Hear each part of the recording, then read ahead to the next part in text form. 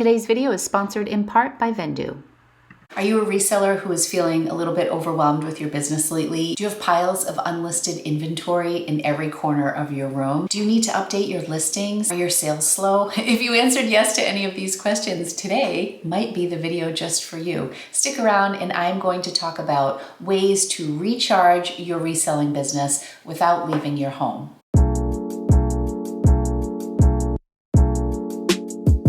Hi everybody, welcome back to Lori's Boston Found, where thrifted is the new black. My name is Lori. If you are new here, welcome. This is a channel that covers my reselling journey and all of my adventures in thrifting. Today is a big day for me because it is February 28th and I am wrapping up Thriftless February, which is always a big deal in my world. So if you're unfamiliar with Thriftless February, it is just what it sounds like. It is a month where I thrift a lot less and I do a ton of back of house work that needs to be done for my reselling business. And I always start the month super excited with a big list of the things that I want to get accomplished. Some of those things get accomplished, some go by the wayside, and some new things pop up that I didn't even see coming. But overall, at the end of the month, this is the third year in a row that I've done Thriftless February. When this day comes, I'm feeling really good. So I want to share with you today some of the strategies I put into place this month during Thriftless February. I did allow myself to go thrifting after I hit a couple goals. In total, I purchased 32 items in the entire month, and that was from 2 different thrift trips. I bought about 16 items in both of those visits, and of those 32 items, 10 of those items have already sold. One of the things I'm really paying attention to this month is my sell-through rate. So if I'm going to go out and thrift, I need to make it worth my while. I need to take home things that I think are going to appeal to people. They have totaled $414 in sales on 10 items. So my average selling price is about $40, which is up from previous months. I think in previous months, my average selling price is around $35. So just a good point of reference to see where I'm at. All right, so you clicked on this to see what are some ways you can recharge your business without leaving your home. Although I thrift for a living, thrifting is also like therapy for me. It's my happy place. It's an escape for me if things are stressing me out at home, or if I just need a change of scenery. Put me in the middle of a thrift store, I put my blinders on, and I just totally get in the zone. I love going through racks. I love finding the diamond in the rough. For me, the hunt, the thrill of the hunt is the most exciting part of my reselling business. However, that can also get me into trouble. And if you're anything like me, it might get you into trouble occasionally. So there are so many days when I know I have listings to do. I could go through my inventory. I could clean my studio. I could donate things. And what do? I opt to go thrifting because it's more fun and I can justify it by saying, well, this is for my business. I'm going to go out and I'm going to find things to sell. When I know full well I have mountains of things in my house that I can focus on and I don't need to go thrifting, but I choose to go thrifting because it's more fun. So every year in the month of February, I put the brakes on and I force myself, and I mean force myself, to stay home and just focus on what's going on here. I thought I would share some ideas with you on how you can help your reselling business recharge your sales, recharge your organization, all of the things that you can do without thrifting. One of the things that I find really helpful is to just set some goals. What is important to you? Maybe you don't have a huge death pile, but you have items in your own closet that you've been meaning to go through. So your goal may be to go through your closet or your drawers or your kids' drawers and pull items from their rooms in your closet to list, even if it's not a death pile. And by death pile, if you're new to reselling or new to my channel, a death pile is just items that you have that you haven't listed. So piles that, yes, I want to sell these things, but I haven't photographed them or listed them or anything like that. So a death pile is just unlisted inventory. Some people call it a money pile, which is a much more positive way of looking at it. Some people call it a security pile. You can call it whatever you want. It's unlisted inventory that you currently have in your possession. When you set goals and you give yourself the time to check in with those goals throughout the month, I think you can have some really impressive outcomes. So one of my goals for the month was to list 300 items. Today is February 28th, and as of today at What time is it now? 12:36. I've listed 169 items. I vow that before I go to bed tonight, there will be 200 items listed. I have a ton already drafted. I am about almost half of what my goal was for this month. So I am not anywhere near my goal, but by the end of today, I'm hoping to be at 200 listed items. If I hadn't set that goal for myself, I don't know that I would have even pushed myself to get to 169 listings. I might only be at 100 listings or 120. The number really doesn't matter. 169 might seem like a ton to you, or you could be like, I listed 169 by February 4th. That isn't what's important. What's important is what you set for your goal, because I do think it keeps pushing you throughout the month. What I really wanted to accomplish this month was to get stuff out of my physical space. And in order to do that, I needed to list, I needed to donate, I needed to be creative. And so I ran a couple sales. So these are some things that you can do with your business if things need a recharge. This month I ran a sale, a BOGO sale, buy one, get one free, which is a really successful strategy for a sale for me because it moves 2 items at once, at least. So instead of just doing 50% off where you can get a lot of one item sales, if I do a BOGO sale, I'm guaranteed to move at least 2 items per transaction. So that really helps me move things along. And I advertise on places like Instagram and on social media here on YouTube. If you are not on social media, you can actually create a sale right in your Poshmark closet. They now have a feature where you can message all of your previous customers who have ever bought from you and let them know about a promotion that you're having. You can message previous customers and let them know you're having a sale. Invite them to come in and look at your closet. You can create bundles for people and then send them a great offer. Let them know you're running a 30, 40, 50% off sale. So you don't necessarily have to be on social media in order to run a sale. eBay has ways that you can just run a sale right within your shop. You can do a blanket 20% off everything in your shop for a certain amount of days. So running a sale can be a way to earn some extra money without even leaving your home. Another thing that was really successful for me this month was doing mystery boxes. I had a lot of inventory that I knew I wasn't going to get through if I didn't do something drastic, like have a mystery box sale or run a BOGO sale or donate or bring a bunch of things to consignment stores, because there's only so much one person can do. I actually have an assistant who works for me between 6 and 10 hours a week, so she definitely helps me. But even between the two of us, with the amount of things that I had, there was no way I was going to get through everything this month. So I decided to do mystery boxes, $35 for 5 to 7 pre-owned items. I ended up selling 15 mystery boxes this month. My most popular mystery box was my mixed women's mystery box, which I listed all of the potential brands. And these are not reseller boxes. These are not intended for people to resell. However, I would estimate that the items included in these boxes would sell on the secondhand market for between $10 and $20. But these are not big ticket items. These are mall brands, Target, Kohl's, Macy's. I'm pretty sure I did 7 items in every box, and I tried to include at least 1 item that was new with tag. A lot of the things that I put in mystery boxes can be beautiful items. They just don't photograph well for me, which is black and white. I end up doing a lot of black and white in my mystery boxes because they're items that are difficult to photograph. They don't come out as nice as like a shirt like this would look really nice on camera. So sometimes those items end up in my death pile only because they're not exciting to photograph, not because they're not great clothes. Let's face it, I live in black clothing. But those 15 bundle boxes, I'm pretty sure I put 7 items in every bundle box. That was 105 items that I moved. Think of all the time you save by not going thrifting.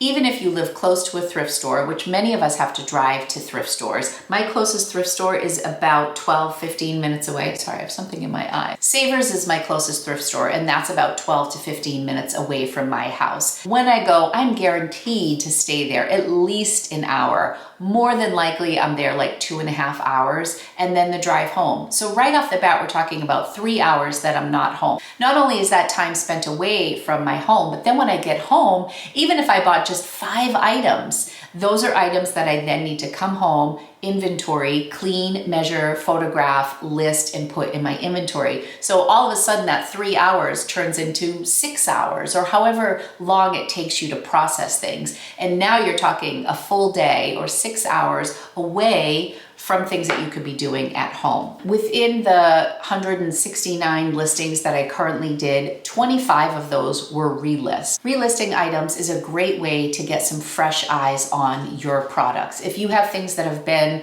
in your Poshmark closet for 60, 90, over 100 days, a year, it may be a really great item, but it's just now a stale piece of inventory. So even though you're sharing your items, it's still a stale item. You can delist and relist. You can do it through Poshmark by using the copy feature where you copy the listing. You can tweak it in any way. Maybe you want to add new pictures. Maybe you want to change some of your keywords or change your pricing, rearrange the order of the photos, whatever you want to do to freshen up that listing. When you relist it, if it's been 60 days or more in Poshmark, it will show up as a brand new listing. So that is a way to re-spark your closet, even if you don't have a death pile. If you just want to work with the items that you have already listed and you're not having much success with sales, it could just be that that needs a little refresh. One of the things that I also did this month that you could also do to recharge your reselling business is to list on a new platform. I listed for the first time on Depop this month. I haven't had a sale. I was really hoping that by the time I did this video, I'd be able to say, and I sold blah, blah, blah, blah, blah. No sales yet.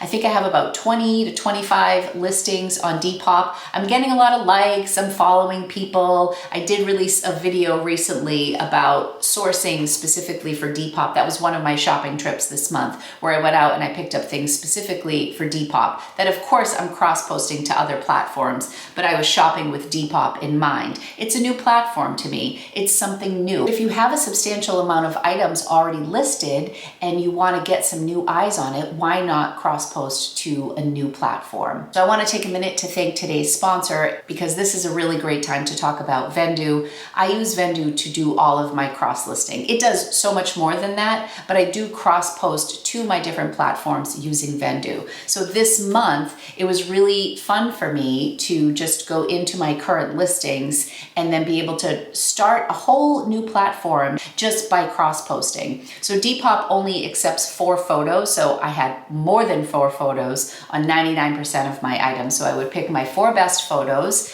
highlight those or slide those over to the listing, and then I would just click a few buttons that were specific to Depop listings, and then boom, I was able to start on a whole new platform. So Vendoo makes it really easy for you. They have about 10 different marketplaces that you can cross-list to, including Mercari, Etsy. They're in beta for Shopify right now, Grailed, Poshmark, eBay, Tradesy. They have so many different platforms and you can cross-post and not leave your house. You can choose the plan that you want for Vendoo based on how many items you think you'll list in a month. And the cool thing about Vendoo is you can change from month to month. So say you're super motivated one month and you want to get a membership for 250 listings, but in the next month, you think you're only going to need half of that. You can change month by month. So you're really not locked into any one program, which is great. They have a really hands-on team, and many of the members of the Vendoo team are actually resellers themselves. So they are always looking for feedback, and I think what's great about them is that they're there to support you at every step of the way. If you're unfamiliar with Vendoo and you want to just give them a try, you can try them out for free. They let you do 5 listings for free every month, so you can give them a try without spending any money. If you want to try Vendoo, I do have a code. Click the link in my description and you can save 25% off your first month using Vendoo. And again, you can try it for free, but if you do decide to sign on, you'll save 25% your first month. If you have any questions about Vendoo, please leave them in the comments. I know a lot of my viewers currently use Vendoo, and I would be happy to answer any questions that you might have. So thanks again, Vendoo. Another way that you can help your business is to assess your inventory needs. What is actually selling in your closet? I'm not the best at looking at my analytics. I'm the first one to admit it. But I think it's really helpful to take stock in what you have so that when you go thrifting, you're going with a purpose. One of the things I'm trying to stay away from right now is blazers and outerwear. I have a ton of blazers and I have a lot of outerwear. Outerwear takes up a lot of space. If you're limited on space, maybe you want to focus your inventory on items that don't take up much space. Maybe you want to specialize in selling bras or accessories, small leather goods, or things like that. If you know your inventory and you know your inventory needs, then you can purchase items that are best suit you. Maybe space isn't a problem, but you notice that you have an excess amount of denim. Denim doesn't sell very well for you, but you notice that your sweaters are flying off the rack. Maybe you want to focus on sweaters. If you take the time to stay home and really look at your inventory and know what you really need, then when you do go thrifting, you will thrift with purpose. That is hard for me. I am a loosey-goosey person. I'm a fly by the seat of my pants. I'm an emotional seller. I'm an emotional eater. I'm an emotional buyer. I am not somebody who looks at the nitty-gritty with stuff. I can always benefit from taking time and looking at numbers. You can see right in your closet insights, categories that are selling, brands that are selling well. I decided to take a look at my top selling brands just for the year so far, so just 2 months in.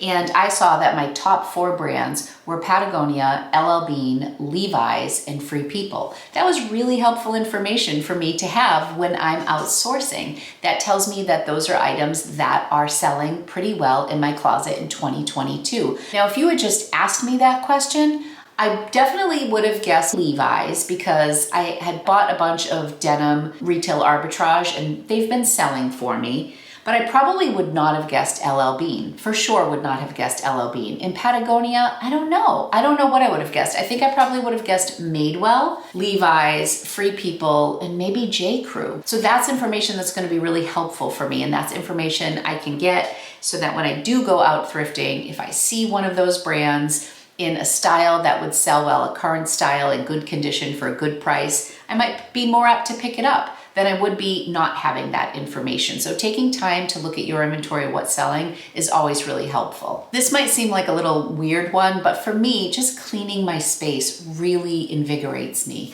If I walk down to my studio and there are piles everywhere and it feels disorganized, it's not a space that I want to work in. If I go down there and things are put away and my inventory is clean and vacuumed and it just feels good, I want to stay in that space. I want to photograph in my studio. I want to do some listings. I feel proud of my business. So even if it's just cleaning your space, sometimes that alone is enough to invigorate you and to recharge your business or recharge your spirits so that you want to work more on your business, which will lead to more sales. After I'm done filming this video, I'm heading down to my basement to do like the final sweep, the clean of my space, which I've just had piles all month. And sometimes for me, it's easier to throw things in a tub, put it on a shelf, and then I don't have to think about it. But for me this month, I wanted everything right in my face. So it's been cluttered all month. It's been a mess, but I'm able to see what I'm really dealing with instead of just putting stuff in a bin and putting it away. I actually pulled out a bin with handbags from when I sold on eBay. Before I started reselling in 2018, I worked at American Girl on and off for 10 years. I took 2 years off from working at American Girl, and in those 2 years, I did like reselling on my own before I knew this community, before I looked online or knew anything about reselling. I was just doing my own little thing in my own little world, and I was selling on eBay for 2 years. I had bins in my back room with really decent handbags from like probably 7 years ago that were just in bins. So I pulled those out. Like I pulled everything out. I wanted everything staring me in the face so I knew exactly what I was up against. And when I clean my space, things like that come to the surface. I'm able to see what I'm working with. And I'm able to organize. I'm able to see like what might need more space in my inventory and maybe what's taking up space that is not really serving my business so well. The last thing that I want to talk about, it's not earth-shattering. It's probably information you've heard before, I'm sure, but list. That is, for me, one of the best remedies for slow sales, for inventory that's not moving. If you're relisting, if you're cross-listing, or if you're listing new items, it can never hurt your business. Make sure that you're listing desirable items. Do your homework, look at comps, see what things are selling for, price your items within the range that people are going to be attracted to your items to buy them. Make sure that you're giving your items the best chance of selling. And by that, I mean, try to make your items bright, let people know if there are any flaws, include helpful information like fabric content in measurements. Present your item in the best way possible so that it is prime for selling. All right, I want to end today's video with some of my stats from the month. And this is more personal for me, but I think if you set goals for yourself and you write out things that you want to accomplish in a time span where you are working on your reselling business without thrifting, without leaving your house, even if it's for a week or even if it's for 5 days, if you're just taking a chunk of time, it's nice to have those goals. So I just want to share with you some of the things that I accomplished this month and some of the things that just didn't happen for me. So as of today, I sold 162 items on Poshmark. I sold 11 on eBay, and I even moved 2 on Facebook Marketplace. We got rid of a huge love sack that was taking up so much space in our basement. We bought it off of Craigslist a couple years ago. I bought a new cover for it, and then we sold it for $150. I think we paid $200, bought a new cover, and then sold it for $150 a couple years later. This took up a lot of space in my basement, so this is actually adding to how my space feels in my studio and in the basement where my inventory is kept. We also sold an old leather armchair that had holes in it from the dogs for $10. We priced it as is on Facebook Marketplace. My husband actually did both of the listings for Facebook Marketplace because he is the king of getting rid of stuff. So he was very motivated by that. He listed on Facebook Marketplace and those 2 items sold. So 2 on Facebook Marketplace, 162 on Poshmark, and 11 on eBay.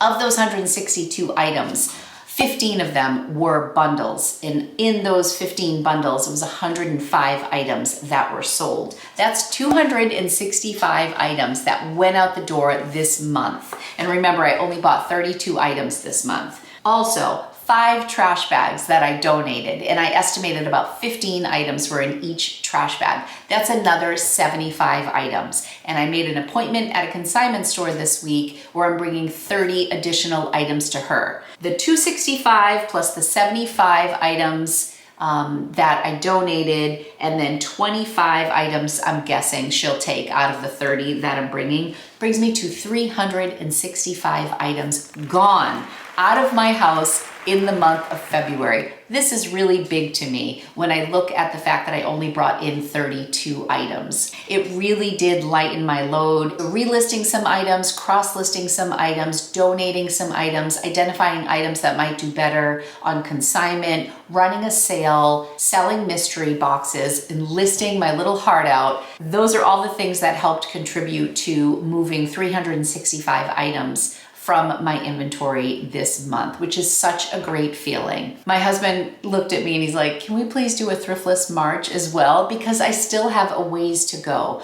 As much as I got organized, I still have a huge IKEA bag filled with sports bras, regular bras, and bathing suits. Some of them are listed, some are not listed. Those were not even included in this death pile. That's something that I still need to work on. I'm still working on tote scanning my whole big wall. I bought 2 new towers with bins, so everything is streamlined. I bought the bins and the towers at the end of January, so not everything is tote scanned. We tote scanned all of our jeans and we're making our way through the new bins, but it's not done. So that work will continue into the future months. I wanted to list 10 American Girl items. I listed 0. I wanted to do PDF downloads for you guys on just different things for planners. Didn't do those either. I did not update my website. I did not pull 50 items from my inventory. These were all on my list of things to do at the beginning of the month. I did do 10 videos. I posted 11 videos this month, which was a real push for me. One thing that I did not plan on doing that was completely out of left field was I started a new channel. So I started Time with Tata, which I've been on the fence about starting a new channel. As you guys know, I I won't get into it, but I started a new channel. That was a really big thing for me that I didn't plan on doing this month. I think if you give yourself the time and space to think of what's good for your business, certain things will pop up that maybe you never thought you were going to do. So I've always thought about doing a second channel, but I actually went for it this month and I've already posted like 3 or 4 videos over there. I go live on my new channel, by the way. It's Time with Tata, a little shameless plug here. If you want to head over to Time with Tata after you watch this video, you can subscribe to my channel, check out some of the videos, or check out the videos first, see if it's something you're interested in, and then subscribe. And I am doing lives over there on a weekly basis. And a lot of this content we do talk about over there is still reselling related, but it's more of a lifestyle channel. So I'm going to branch out a lot more over there. Also documenting my weight loss journey on Weight Watchers on my new channel. So it's a lot of fun if you want to check it out. One of my goals this month was to just do an Instagram reel, which I did. I did a couple actually. And I also started doing shorts on YouTube. The most recent video that was posted was called Flip of the Week. I'm going to do a weekly short on YouTube, which is a video that is 1 minute or less. And I decided a video that would be helpful is to tell you what my most profitable flip of the week is. So I'll share what I paid for it, what platform it sold on, how much it sold for, what my profit was, maybe some details about the item, but it's a lot of information in 1 minute. So definitely check that out. It's only 1 minute to view. So I added shorts to YouTube. That was something that I didn't anticipate doing. Another creative thing that I was able to do because I had the time to do it. So while I didn't get to every goal on my list, certainly I would consider this month a win as far as what I was able to accomplish. I'm really curious, what is weighing on you? What are things that you are dying to get to or have been on your to-do list that just keep getting put off till the next month? Have you tried Thriftless February, or have you, not Thriftless February per se, but have you attempted to put a chunk of time aside where you don't go thrifting, where you don't leave your house, and you just focus on what you're working on? And if so, if you have done that, I want to hear how it's going for you. Was there anything that surprised you about the month? Did you accomplish things that you didn't think you were going to do? And was there something that you thought you were going to really focus on that ended up not being your main focus? I always think it's really interesting to self-reflect on these times and see where we're at, what we accomplished, what we still need to work on, and to just kind of give ourselves a little bit of credit. Like, you know what? That's pretty good. You took the time to do something and you accomplished it. Congrats to anybody who has really put their business first and given themselves a minute to breathe away from the thrift stores. FOMO is real, but I'm sure if you're a reseller, you know how much excess there is. There will always be things at the thrift store. And if you can take some time to just focus on your business, refresh the great thing that you already have going on, I think you'll be really happy. Thank you guys so much to listening to this very chatty video today. I want to thank my sponsor Vendoo one last time. Remember, if you want to try Vendoo out, you can click the link in my description and save 25% off your first month of service. All right, everybody, I am so excited to go thrifting with purpose. I still have some work to do. I still have some listings to do before this day is over. If you enjoyed this video, please give it a thumbs up. Subscribe to my channel if you'd like to hear more tips on reselling and hear more about my journey with thrifting and reselling in general. I love you guys. Thank you so much for your support. I'll be back real soon with a new video. Bye, everybody.